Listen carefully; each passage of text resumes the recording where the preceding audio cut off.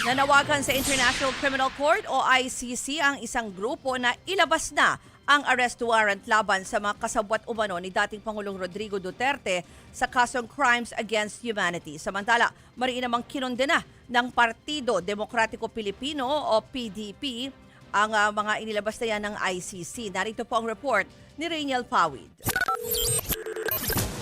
Dating PNP Chief at ngayon Senator Ronald Bato de la Rosa, Senator Bongo, dating Justice Secretary Vitaliano Aguirre, mga dating hepe ng PNP na sina Vicente Danao, Oscar Albayalde, dating NCRPO Chief at yumaong si Camilo Cascolan, former NBI Director Dan Tegueran at dating PIDEA Chief Isidro La Peña.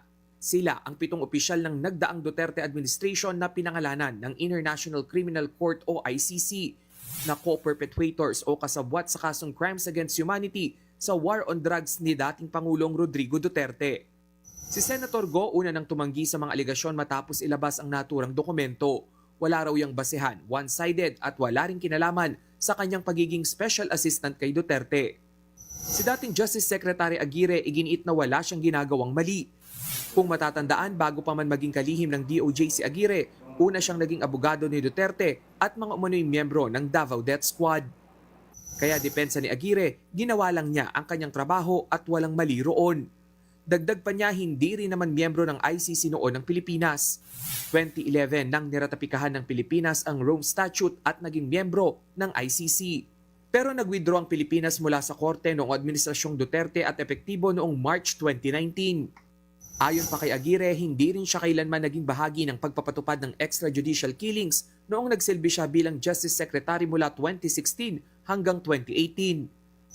Binigyang diin din niya ang kanyang papel sa pagpapadali ng mga pagpupulong sa pagitan ni Duterte at mga kamag-anak ng mga biktima ng drug war na sina Kian de los Santos, Carlos Arnaiz at Kulot de Guzman. Wala pang pahayag ang iba pang pinangalanan. Mariin namang kinondena ng Partido Demokratiko Pilipino o PDP ang International Criminal Court. Gate nila walang tigil ang paglabag ng ICC sa soberanya ng Pilipinas sa pamamagitan ng patuloy na pagpapadala ng illegal criminal indictments laban sa mga opisyal na hinalal ng mga Pilipino. Tinawag nilang labag sa batas yan. Tinutukoy raw nila riyan ang kanilang kapartido na sina Senators Go at De La Rosa na inuusig sa kabila ng kakulangan ng ebidensya at jurisdiction ng ICC. Ang International Coalition for Human Rights in the Philippines naman nananawagan na ilabas na agad ng ICC ang arrest warrant sa mga kasabwat umano ni Duterte para humarap na sila sa paglilitis. Malinaw raw na hindi kaya ng Philippine Judicial System na i-prosecute ang mga nasabing co-perpetrators.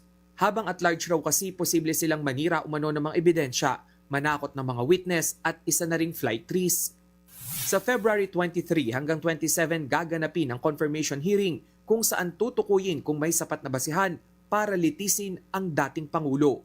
Nagbabalita mula sa Frontline, Rainiel Pawid, News 5. Mga kapatid, ako po si Ruth Cabal. Dito tayo sa totoo, dito tayo sa True FM.